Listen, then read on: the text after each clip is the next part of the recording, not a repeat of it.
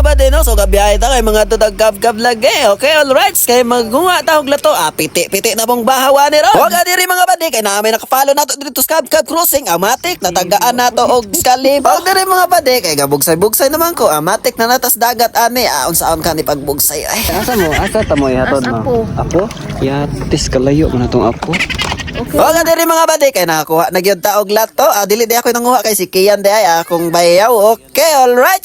Piti na pong bawa ni. Wag diri mga bade, ato nang sulyag kaon ni, alangan sa man din ato rang lantawon.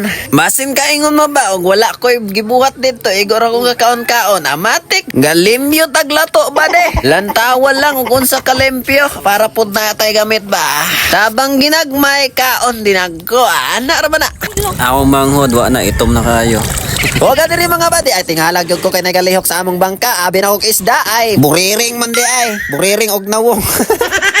Og samtang ka video ko diri bade, naagoy kasi tiyaget nga JB gwapo. So guys, mao na ni akong bayaw nga nanguha og lato. Wag diri ra ni ko to mga bade. Thank you kay sa inyong paglantaw.